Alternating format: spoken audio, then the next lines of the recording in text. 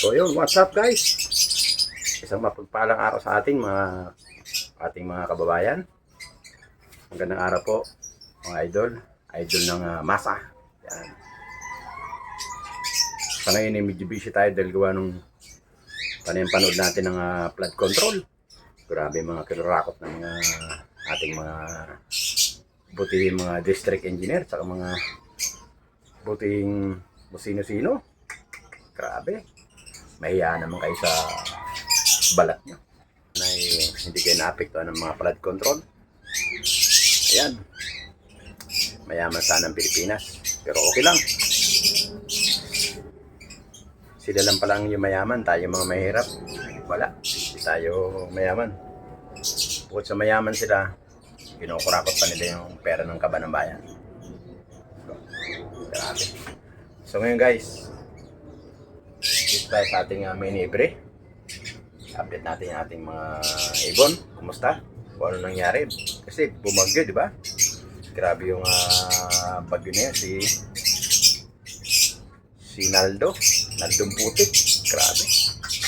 Pero bago magbagyo guys, kaya yung ginawa ko, nilagyan ko ng mga cover lahat ng ano natin, ating mini libre.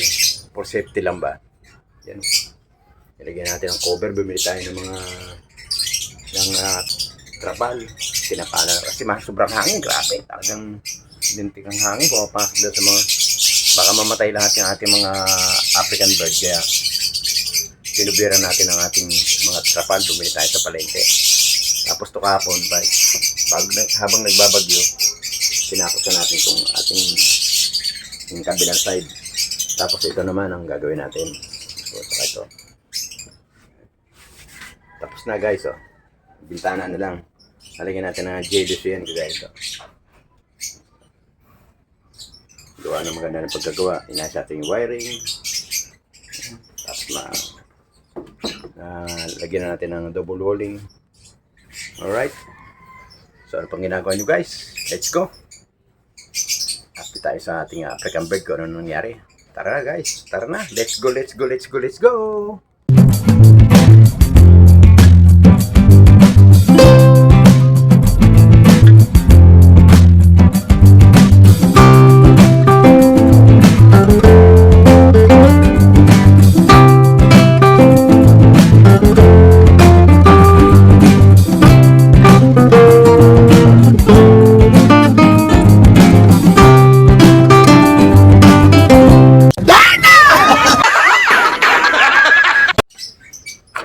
So yun guys, tingnan natin kung may nangyari sa kanila. Yun, malulusog naman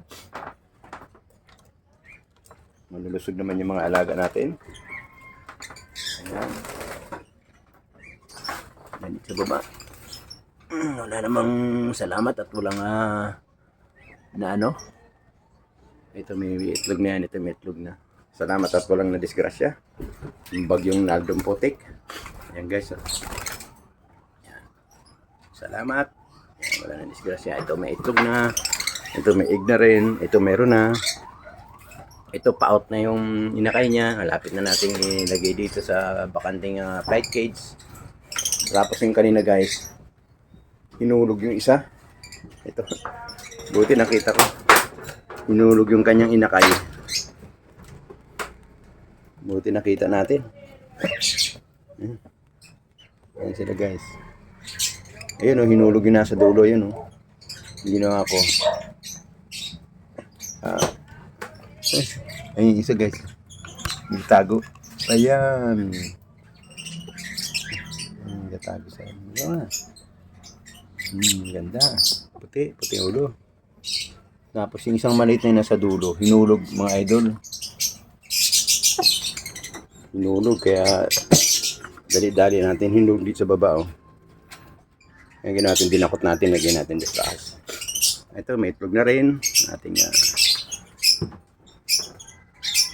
blue pala yun to. Ito yung ating kakatel. Nilipat natin dito kasi doon malakas ang hangin kahapon. Kaya yan. Yan Si Kakatel. Ayan. Ayan.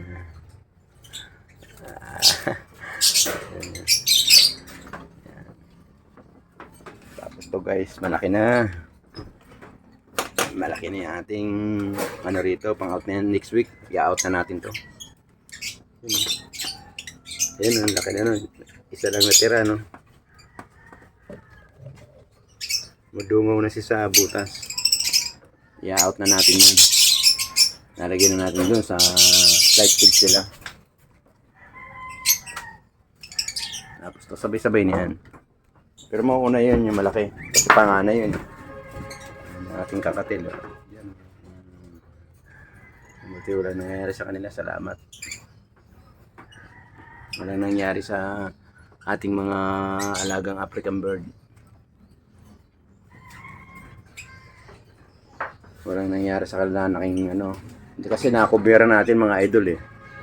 Pero kung yun ay hindi natin nakubiran, ako patay natin ang ating African bird sa sobrang hangin.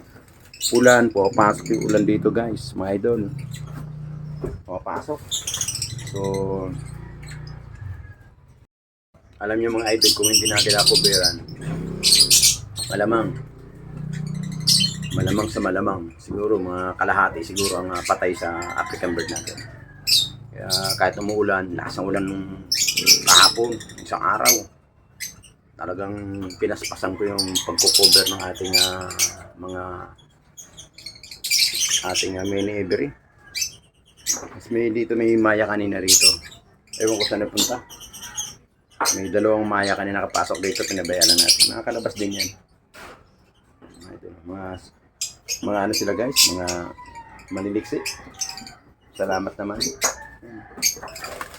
Maliliksi sila. Kasi hindi nagkaroon ng disgrasya yung ating mga African bird. Medyo ito hindi naman natin na-coveran kasi ang hangin hindi galing dito ang hangin eh. Kalintik. Kaya hindi ko inuna kung kuberan yun nandito. Dito hindi ko na kinuberan kasi wala, hindi naman pumapasok ng hangin dito. Dito lang. Hangin ulan, pumapasok. Sambasa nga yung mga ano natin. Kaya ginawa natin talaga na kinuberan natin sila. Kaya kung hindi natin kinuberan, ako tepok lahat itong ating mga alagang African bird. Disgrasya lahat yan. Kasi giniginaw na yung mga alaga ko. Kaya sabi ko, kailangan pitayin trapal para malagyan natin man lang sila kahit mapigilan yung pasok ng ulan. Yung hangin okay lang. Yung ulan na matindi, lakas, grabe. Ang sa pakiramdam mo pag wala ng disgrasya sa yung mga African bird. Masarap ang pakiramdam. Kaya buti na lang walang na disgrasya. At mamaya bibili tayo ng mga cattle bone. Kailangan na kasi ng cattle bone. Tapos mag-iikot tayo mamaya, baka yung mga tumbang mga malunggay kunin na rin natin, pakain natin sa kanila. Yan. Buti na lang wala na disgrasya. Okay, thank you. Every time we say goodbye, baby, it hurts. When the sun